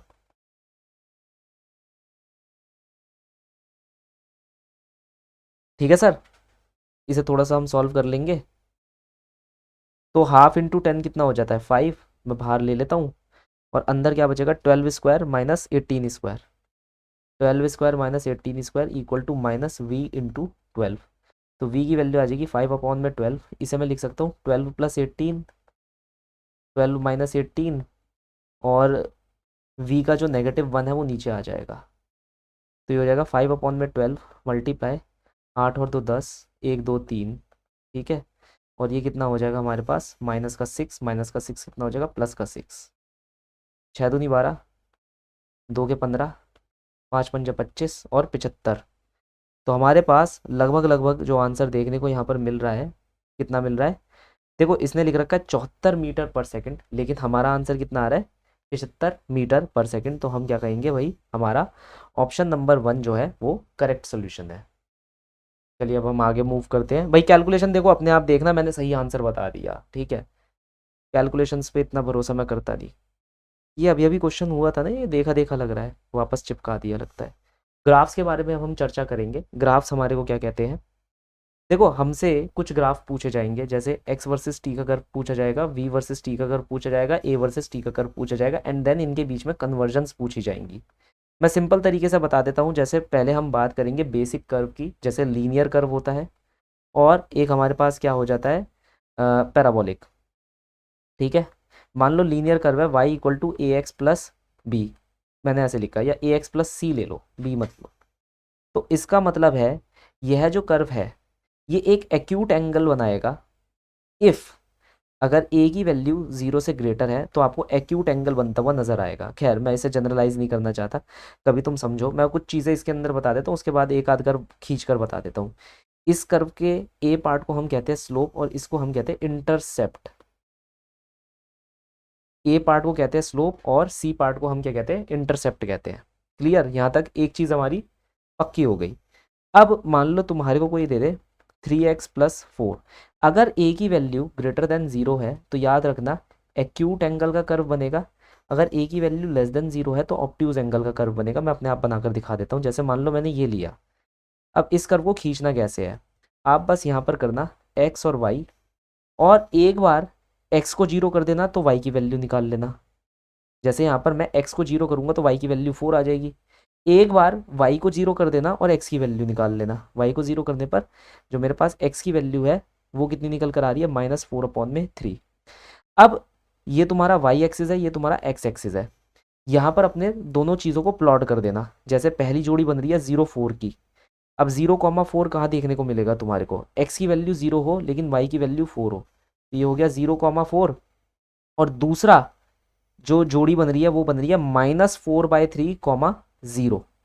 तो ये -4/3, 0 कहाँ देखने को मिलेगा, मैं थोड़ा सा इसे साइड कर देता हूँ, ये नेगेटिव एक्सिस में देखने को मिलेगा, हाँ या ना, ये हमारा नेगेटिव एक्सिस है, इसी पर -4,3 और 0 देखने को मिलेगा। अब आप इन दोनों पॉइंट्स को जोड़ देना, जैसे ही आप इन दोनों पॉइंट्स को जोड़ दोगे you will be getting your curve itself. जैसा कि आप देख पा रहे हो ये जो कर्व है इसका जो एंगल बन रहा है एक्यूट एंगल बन रहा है, और हमारी बात को ये प्रमाणित करता है। सिमिलरली अगर मान लो मैं तुम्हारे को एक और कर्व दूँ y इक्वल टू -3x+3, ऐसा कर्व दे दिया मैंने तुम्हारे को, इसके अंदर भी तुम्हारे को x और y ऐसे ही मारना है, ये y डायरेक्शन है, ये हमारे पास x डायरेक्शन है, अपने x और y को बना लेना। ये बिल्कुल रफ कर्व बनाना सिखा रहा हूँ, एक बार x0 को और y की वैल्यू निकाल लो, एक बार y को 0 रख दो, ठीक है, और x की वैल्यू निकाल लो। Simple as that. फिर उन दोनों को यहाँ पर प्लॉट कर दो। पहली जोड़ी 0,3 की जोड़ी है, तो ये रहा 0,3, और दूसरी जोड़ी आपकी कौन सी है, 1,0 की जोड़ी है, तो 1,0। जैसे ही आप इन दोनों को जोड़ोगे एक स्ट्रेट लाइन से, आपको अपने आप आंसर मिल जाएगा कि यार ये वाला जो कर्व मेरा बनकर आ रहा है इसका एंगल 90 डिग्री से बड़ा है, तो ये ऑब्ट्यूज एंगल कर्व होगा। ठीक है। अब याद रखना, अगर मान लो मैंने तुम्हें कहा x is directly proportional to y, या x इक्वल टू, मैं ऐसे लिख दूं, y equal to K X, Y equal to K X, तो ये जो कर्व होता है कुछ आपको ऐसा देखने को मिलेगा। जैसे जैसे मेरे k की वैल्यू बढ़ती जाएगी वैसे वैसे ये जो कर्व होगा इसका एंगल भी बढ़ता जाएगा, ध्यान रखना।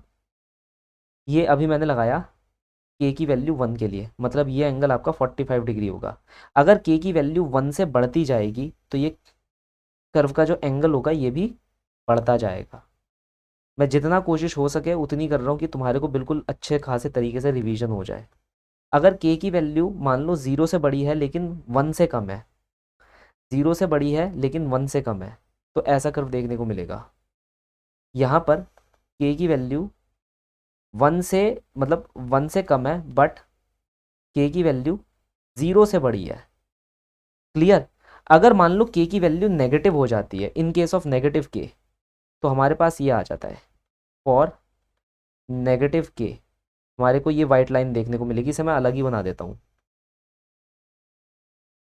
अलग से ही बना देता हूँ। अगर मान लो जैसे तुम्हें किसी ने दिया y is equal to minus K X, तो ये कर्व ऐसा बनेगा। ये y एक्सिस है, ये x एक्सिस है। याद आया f equal to minus K x का कर्व, है ना, सिंपल एज दैट।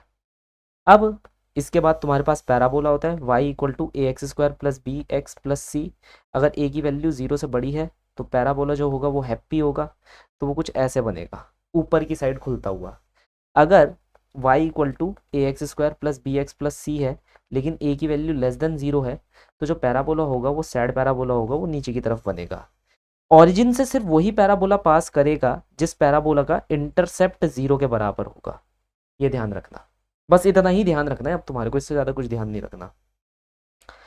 अब हमारे पास जैसे एक्स टी कर्व है, मैं कुछ एक्स टी कर्व आपको बनाकर यहाँ दिखा देता हूँ और इसी में इंपॉर्टेंट चीज़ें बता देता हूँ। याद रखना, एक्स टी कर्व का जो स्लोप होता है वो हमारे को वेलोसिटी देता है। जैसे फॉर एग्जांपल मान लो ये हमारा एक्स टी कर्व है, यहाँ पर एंगल देख रहे हो तुम, कांस्टेंट है। क्योंकि हमारा जो एंगल है वो कांस्टेंट है, तो हम यहाँ पर बोल सकते हैं कि यहाँ पर जो स्लोप है वो हमारा क्या है, कांस्टेंट है, जिसके कारणवश velocity through out the motion हमारी क्या रहेगी, कांस्टेंट रहेगी। लेकिन इसी के अंदर अगर मान लो मैं ऐसे ले लूँ, ये हमारा एक्स है, ये हमारा टी है, ठीक है, मैंने कुछ ऐसा ले लिया। अब तुम देखो, जैसे जैसे तुम कहीं पर भी जाओ, मान लो तुम इस पॉइंट पर हो, ये 3-4 पॉइंट तुम ले लो, ये 3-4 पॉइंट तुम देख लो, है ना। जैसे मान लो मैं पहले इस वाले पॉइंट पर हूँ, फिर तुम इस वाले पॉइंट पर चले गए, तो तुम्हें नहीं लग रहा एंगल चेंज हो रहा है? यस, एंगल तो चेंज हो रहा है। मैं एक बार बनाकर दिखा देता हूँ सही से, थोड़ा बड़ा। मैंने ये वाला पॉइंट चूज करा, यहाँ ये लाइन मारी, ये वाला पॉइंट चूज करा, यहाँ ये लाइन मारी, ये वाला पॉइंट चूज करा, यहाँ ये लाइन मारी, ठीक है। अब देखो, ये θ1, ये θ2, ये θ3, एंगल हमारा बढ़ता जा रहा है। एंगल बढ़ने का क्या मतलब है, हमें पता है हमारा tan थीटा जो होता है वो स्लोप होता है। एंगल बढ़ेगा तो tan थीटा की वैल्यू भी बढ़ेगी, और स्लोप हमारा क्या होता है, वेलोसिटी। तो इसका मतलब है इस केस के अंदर, इस एक्स टी कर्व के अंदर हमारी जो वेलोसिटी है इस वाले पॉइंट पर, पॉइंट नंबर 1, पॉइंट नंबर 2 और पॉइंट नंबर 3 जिसकी हम बात कर रहे हैं, तो पॉइंट नंबर 1 की जो वेलोसिटी है वो कम है पॉइंट नंबर 2 से और पॉइंट नंबर 3 से। तो जैसे जैसे एंगल बढ़ रहा है मेरी वेलोसिटी भी बढ़ती ही जा रही है। जैसे जैसे मेरा क्या बढ़ रहा है, एंगल बढ़ रहा है, वैसे वैसे मेरी वेलोसिटी भी क्या है, बढ़ती ही जा रही है। ये हमें थोड़ा सा ध्यान देना है। अब हमारी वेलोसिटी चेंज कर रही है तो हम ये बोल सकते हैं, क्योंकि वेलोसिटी चेंज कर रही है तो यहाँ पर इस कर्व की मदद से मैं ये बोल सकता हूँ कि इसके अंदर एक्सेलरेशन भी कहीं ना कहीं होगा, क्योंकि change in velocity total time T, ये एक नॉन जीरो वैल्यू निकल कर आ रहा है। अगर आप पहले देखो यहाँ पर हमारी वेलोसिटी क्या है, कांस्टेंट है। कांस्टेंट होने के कारणवश जो एक्सेलरेशन होगा जीरो होगा, क्योंकि चेंज इन वेलोसिटी जीरो हो जाएगी। लेकिन इसमें वेलोसिटी बढ़ती जा रही है तो बढ़ने की वजह से क्या हो जाता है कि भाई डेल्टा वी की वैल्यू आती रहेगी। अब डेल्टा वी की वैल्यू आएगी तो उससे एक्सेलरेशन आएगा। अब हमारे पास क्योंकि वी थ्री वी टू से बड़ी है, अगर मैं V three minus V two upon में टाइम ले लूँ तो मेरे पास आंसर कैसा निकल कर आएगा, मेरे पास आंसर पॉजिटिव निकल कर आएगा। अब मुझे ये पता चल गया कि इन दोनों के बीच में क्योंकि मेरे एक्सेलरेशन की वैल्यू क्या आ रही है, पॉजिटिव आ रही है, तो ये मोशन क्या हो जाएगा ओवरऑल यूनिफॉर्मली, नहीं यूनिफॉर्मली नहीं बोलूंगा, ओवरऑल मैं बोल सकता हूँ it will be a accelerated motion. अब ये यूनिफॉर्मली है नॉन यूनिफॉर्मली है ये हमारे को कर्व देखकर पता चलेगा। मैं आपको ये नहीं बोल सकता कि भाई ये कर्व पैराबोलिक कर्व है, ये क्यूबिक भी हो सकता है, तो उस केस के अंदर थोड़ा सा सिनेरियो चेंज हो जाएगा हमारा। तो यहाँ पर हम बस इतना ही कमेंट कर सकते हैं कि ये एक्सेलरेटेड मोशन है, यूनिफॉर्म है या नॉन यूनिफॉर्म है, ये फर्दर हमारे को कर्व बताएगा। अगर एक्सेलरेशन स्टिल टाइम का फंक्शन आ रहा है तो नॉन यूनिफॉर्म है, अगर नहीं आ रहा तो यूनिफॉर्म हो जाएगी। Is that clear? तो ये हमारे पास एक्स टी कर्व होता है, इसमें बस दो चीज़ें ध्यान रखनी है, slope of x T curve is velocity. ठीक है, जैसे जैसे एंगल बढ़ेगा वैसे वैसे स्लोप बढ़ेगा, स्लोप बढ़ेगा तो वेलोसिटी बढ़ेगी और उस केस में एक्सेलरेटेड मोशन होगा। अब दूसरा जो कर्व हमारे पास आ जाता है वो वी टी कर्व है। वी टी कर्व के अंदर हमारे पास क्या होते हैं, ध्यान में देना। वी टी कर्व का, मान लो मैंने कोई भी वी टी कर्व बनाया, कैसा भी ऐसा सा बना दिया, वी टी कर्व का एरिया अंडर कर्व हमारे को चेंज इन डिस्प्लेसमेंट देता है, सिर्फ डिस्प्लेसमेंट नहीं, चेंज इन डिस्प्लेसमेंट। क्या? Change in displacement. मैं इसे यहीं लिख लेता हूं,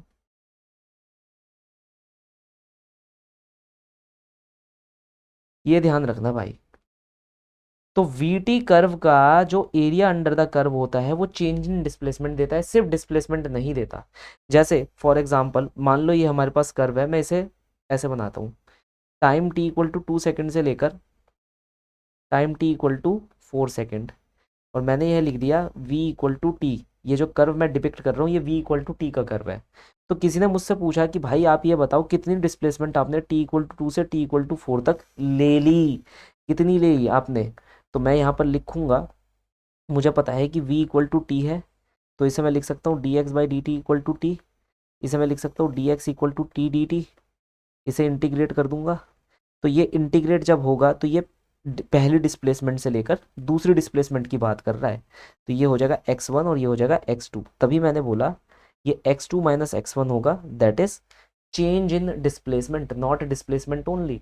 तो total displacement in this particular thing, जहाँ पर ओरिजिन हमारा ये होगा, ये हमारा ओरिजिन होगा मेन, यहाँ से हम शुरू कर रहे हैं, तो यहाँ पर ये चेंज इन डिस्प्लेसमेंट निकल कर आएगा। बाकी फिर आप इसे इंटीग्रेट कर दीजिएगा टी स्क्वायर अपॉन में 2, और इसमें अपनी जो भी लिमिट्स है 2 से लेकर आप 4 लगा दीजिएगा।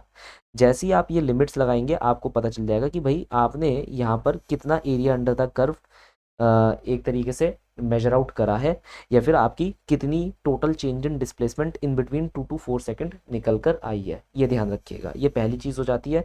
दूसरी चीज़ जो आपको यहाँ पर ध्यान में रखनी है वो ये है कि भाई इस कर्व का जो स्लोप होता है वो डायरेक्टली हमारे को एक्सेलरेशन बताता है। जैसे यहाँ पर मुझे पता है कि ये जो स्लोप है कांस्टेंट है, तो एक्सेलरेशन यहाँ पर क्या रहने वाला है, कांस्टेंट रहने वाला है। किसी केस में अगर स्लोप कांस्टेंट नहीं है तो वो नॉन यूनिफॉर्म एक्सेलरेटेड मोशन हो जाएगा, जिसके अंदर एक्सेलरेशन कांस्टेंट नहीं होगा। ठीक है, देन लास्ट हमारे पास कौन सा आ जाता है, एटी कर्व आ जाते हैं। ये सबसे आसान कर्व होते हैं, एक्सेलरेशन वर्सेस टाइम कर्व। इनका एरिया अंडर द कर्व हमारे को क्या देता है, एरिया अंडर द कर्व हमारे को चेंज इन वेलोसिटी देता है। अब इससे 100 क्वेश्चन मैं बना सकता हूँ। मैं इम्पल्स का क्वेश्चन तुम्हें बनाकर पूछ सकता हूँ, मैं मोमेंटम का क्वेश्चन इससे बनाकर पूछ सकता हूँ, तो 1000 तरीके के क्वेश्चन मैं इससे पूछ सकता हूँ। इसका स्लोप हमें क्या बताता है, कुछ नहीं बताता, तो ध्यान में रखना है एरिया वो sorry acceleration versus time curve का जो भी एरिया अंडर द कर्व होता है वो हमारे को क्या देता है, चेंज इन वेलोसिटी देता है। दूसरी चीज़ एक हमें ध्यान रखनी है, एक ही पर्टिकुलर पॉइंट ऑफ टाइम पर दो अलग अलग पोजीशन पॉसिबल हमारी नहीं होती, ये तुम्हें हमेशा ध्यान रखना है। मान लो मैं तुम्हें एक एक्स टी कर्व दे दूं, ये कर्व मैंने एक्स टी कर्व बना दिया, तो ये कर्व गलत हो जाएगा। ये कर्व इसलिए गलत हो जाएगा क्योंकि भाई एक ही पर्टिकुलर पॉइंट ऑफ टाइम पर मैं दो अलग अलग पोजीशन पर कैसे पाया जा सकता हूँ, तो ये एक इनवैलिड कर्व हमारे लिए हो जाएगा।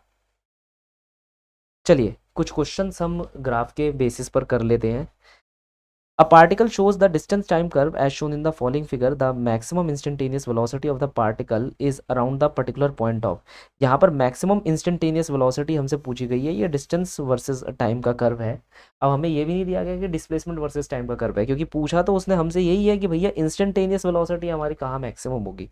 डिस्टेंस कहीं भी घटता तो है नहीं. तो चलो कोई बात नहीं, हम ये मानकर चल रहे हैं कि भाई जो हमारा पार्टिकल है वो एक ही डायरेक्शन में जा रहा है ना, तो उसकी डिस्टेंस डिस्प्लेसमेंट सेम होगी. तो अगर मैं ए पर बनाऊं, मुझे ये पता है कि डिस्प्लेसमेंट वर्सेस टाइम कर्व के अंदर जो उसका स्लोप होता है वो मुझे इंस्टेंटेनियस वेलोसिटी देता है. तो यहाँ पर जहाँ पर मेरे पास सबसे ज़्यादा बड़ा एंगल बनकर आएगा उस पॉइंट पर मेरा सबसे ज़्यादा इंस्टेंटेनियस वेलोसिटी होगा. अब यहाँ पर देखो डी का एंगल कितना छोटू सा है, सी का एंगल कंसिडरेबली बड़ा है, बी का एंगल भी बड़ा है, मान लो ये एंगल अल्फा है, ये एंगल बीटा है, और ए का एंगल तो बहुत ही छोटू सा है. फिर से मैं एक और बार बनाकर दिखा देता हूँ आपको. ए पर मैंने टेंजेंट मारी, फिर बी पर मैंने टेंजेंट मारी, सी पर तो और ऐसी टेंजेंट लगेगी और डी पर टेंजेंट ऐसी लगेगी. तुम्हें क्या लग रहा है कौन सी ऐसी टेंजेंट है जो सबसे बड़ा एंगल बना रही है? देखने से ही पता चल रहा है कि सी पॉइंट की टेंजेंट ऐसी है जहां पर हमें सबसे बड़ा एंगल बनता हुआ नजर आ रहा है.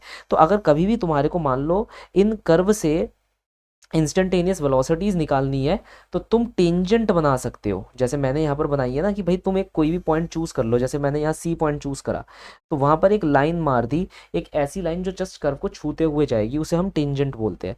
तो बी और सी के अंदर अगर कंपटीशन होगा तो सी जीत जाएगा. तो मैं ये बोल सकता हूँ सी एक ऐसा पॉइंट है जहां पर इंस्टेंटेनियस वेलोसिटी हमारी सबसे ज्यादा होगी. चलिए एक और ग्राफ का क्वेश्चन करेंगे, लेकिन इस क्वेश्चन को करने से पहले थोड़े से बेसिक्स मैं आपको पढ़ा देता हूँ. तो कुछ बेसिक्स पढ़ लो, उसके बाद हम क्वेश्चन कर लेंगे. देखो हमारे पास क्या दे रखा है, हमारे पास वी टी कर्व दे रखा है, और ये वी टी कर्व कुछ ऐसे दे रखा है.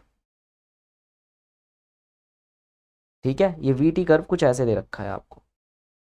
हमें यहाँ पर बोल दिया, मैं इसे थोड़ा सा अच्छे से अगर लेबल कर पाऊँ, एक तो क्या ही कहें, मैं एक बार आप लोगों के लिए बना देता हूँ ताकि आप लोगों को सहूलियत हो जाए. आप ये ना कहो कि भाई बहुत ही अजीब सा डायग्राम बना है.